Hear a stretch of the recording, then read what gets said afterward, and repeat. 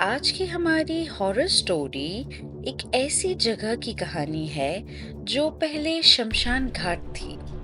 तो चलिए आज की कहानी शुरू करते हैं। डुमास बीच की काली रेत का रहस्य। डुमास बीच सदियों से एक हिंदू शमशान घाट रहा है। लोक कथाओं के अनुसार यहाँ हजारों शवों को जलाया गया है और कहा जाता है कि जलते हुए शवों की राख इस सफेद रेत में मिल गई, जिससे इस समुद्र तट का रंग हमेशा के लिए काला हो गया। यहाँ के स्थानीय लोग कहते हैं कि जो आत्माएं शांति नहीं पा सकी वे आज भी इस तट पर भटकती हैं। एक बार दोस्तों का एक समूह शाम के समय डुमास बीच पर टहलने गया। सूरज डूब चुका था और चारों तरफ धुंध छा गई थी। जैसे ही वे समुद्र के किनारे ठंडी हवा का आनंद ले रहे थे, उन्हें अचानक महसूस हुआ कि उनके आसपास बहुत से लोग चल रहे हैं।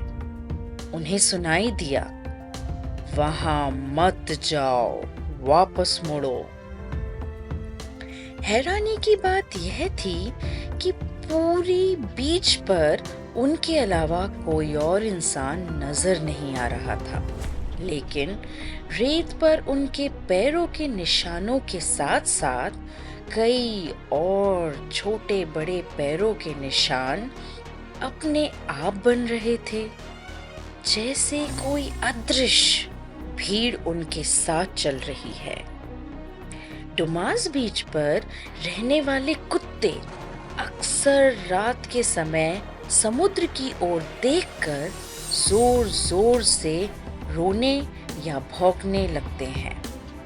वैज्ञानिकों का मानना है कि जानवरों को वह चीजें दिखाई देती हैं जो हम इंसानों को नहीं दिखाई देती। उस रात उन दोस्तों ने देखा कि एक कुत्ता हवा में किसी चीज को देखकर डर के मारे कांप रहा था और पीछे हट रहा था।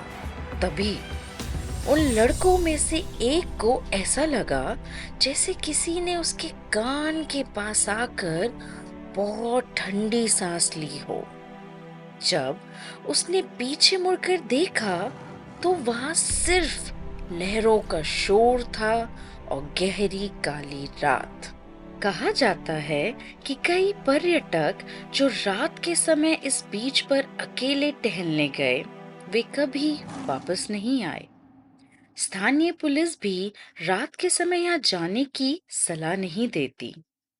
उन दोस्तों ने बिना देर किए अपनी गाड़ी उठाई और वहां से भाग निकले। अगले दिन जब उन्होंने अपनी गाड़ी का पिछला शीशा देखा तो उस पर उन्हें धूल में सने छोटे बच्चों के हाथों के निशान दिखाई दिए, जबकि पूरी यात्रा के दौरान उनके साथ कोई बच्चा नहीं था।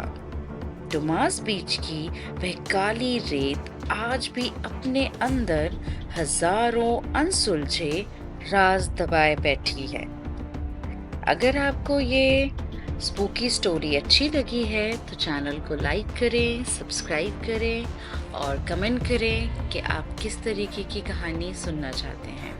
Thank you for watching.